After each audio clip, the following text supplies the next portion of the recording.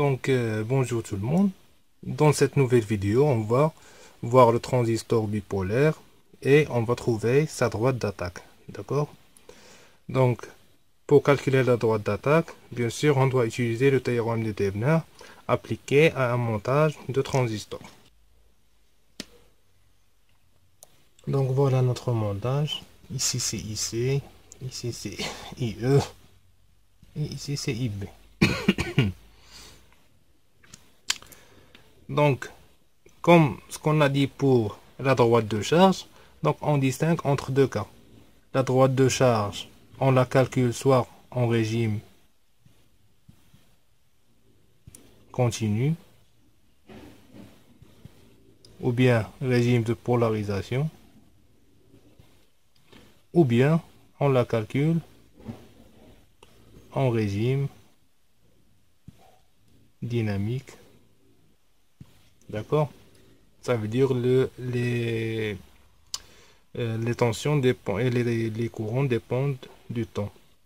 Donc on va commencer l'étude en régime statique ou bien continu de polarisation.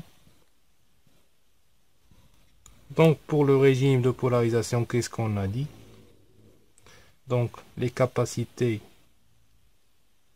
ils vont devenir, ils vont avoir une haute impédance, donc ils vont devenir un circuit ouvert. Et les générateurs qui dépendent du temps, ils vont devenir un fil, d'accord? Donc seuls les générateurs continus vont rester et les composantes résistives. Donc le nouveau montage va devenir, donc puisque C1 il est en circuit ouvert, donc toute cette branche là va disparaître.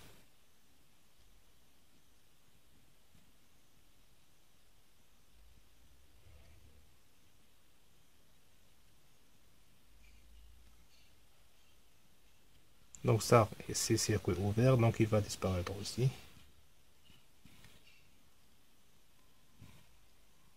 Et je vais avoir mon générateur. Voilà. Donc ici c'est la base. Ici c'est le collecteur. Ici c'est l'émetteur. Donc le courant qui passe dans l'émetteur. Donc IC et IB. Donc ici c'est entre ce point et ce point, c'est VBE. Entre ce point et ce point, c'est VCE. Donc qu'est-ce qu'on a dit pour la droite d'attaque? C'est de trouver donc le courant IB en fonction de VBE. Donc je dois trouver une équation qui relie IB à VBE. D'accord? Donc ici, si vous remarquez, si je veux étudier cette maille-là, d'accord? Donc j'ai VBE, j'ai le courant IC qui va circuler dans RE, et j'ai un courant ici qui va circuler dans R1, d'accord? Donc je vais avoir plusieurs inconnus et je ne vais pas avoir une relation directe entre IB et VBE. Donc d'où l'intérêt de simplifier le montage en cherchant entre ces deux points-là le schéma équivalent de Thévenin pour simplifier notre étude. Donc vous allez voir que le schéma va se simplifier. D'accord? Donc je considère ce point A et ce point B. D'accord? Donc la charge de Thévenin, elle va être considérée entre A et B. Ça veut dire c'est le transistor avec ses deux résistances RC et RE.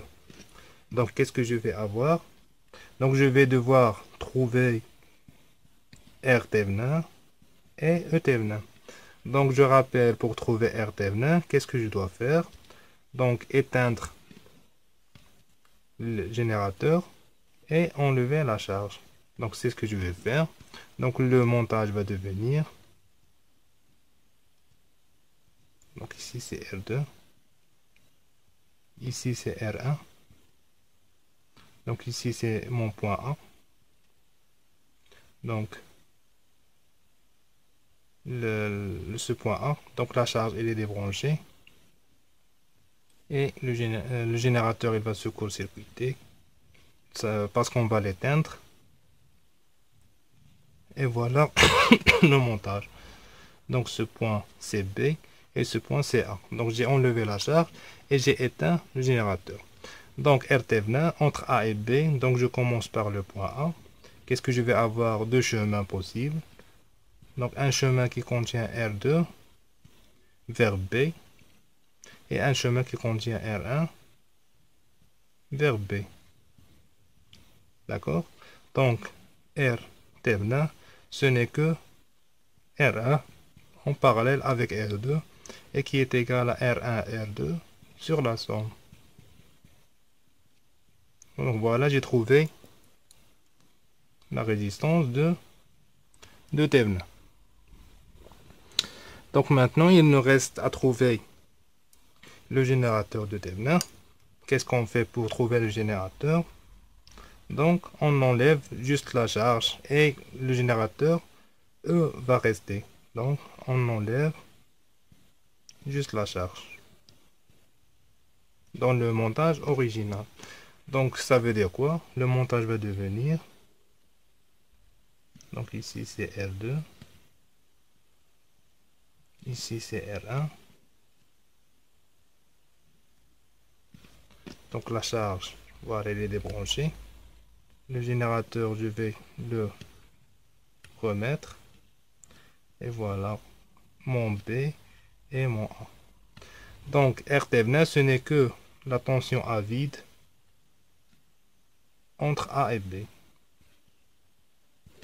D'accord?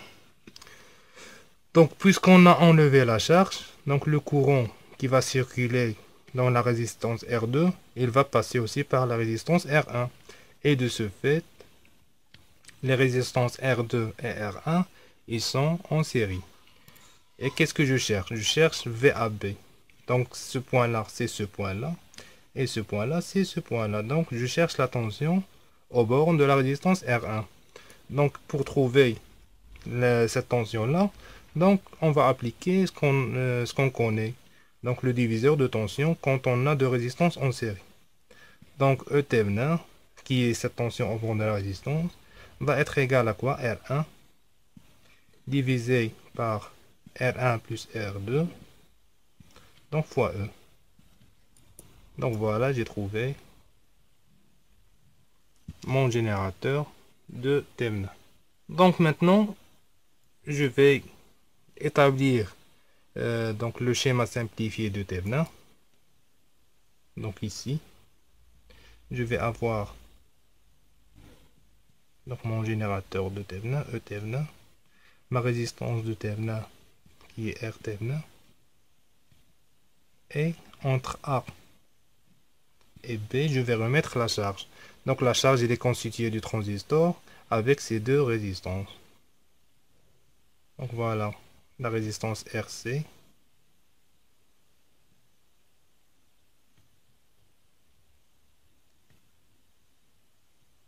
Ma résistance RE. Et le générateur pour alimenter, bien sûr,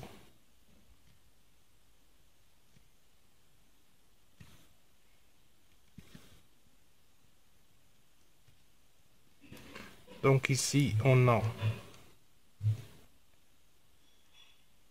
VBE, puisque ce point là c'est P, ici c'est E,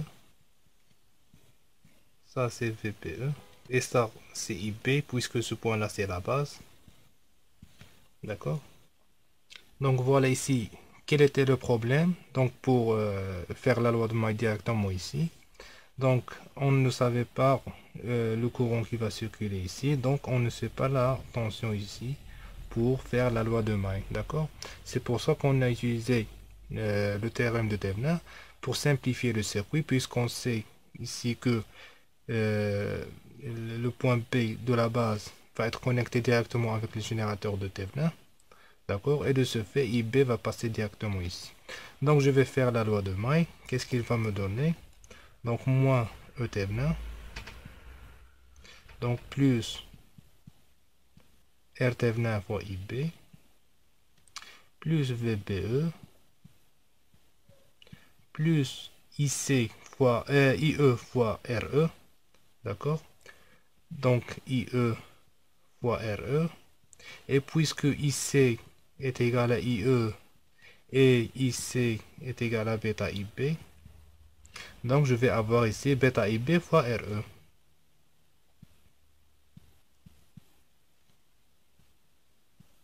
Donc est égal à 0. Donc je vais factoriser par IB. Donc je vais écrire ici. Qu'est-ce que je vais avoir?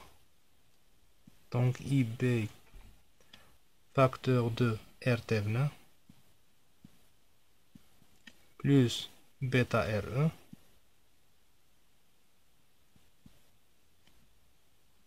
d'accord, il va être égal à quoi? À ETVNA moins VB. Et donc je vais avoir IB est égal à ETVNA moins VBE divisé par RTVNA plus RE bêta. Donc voilà.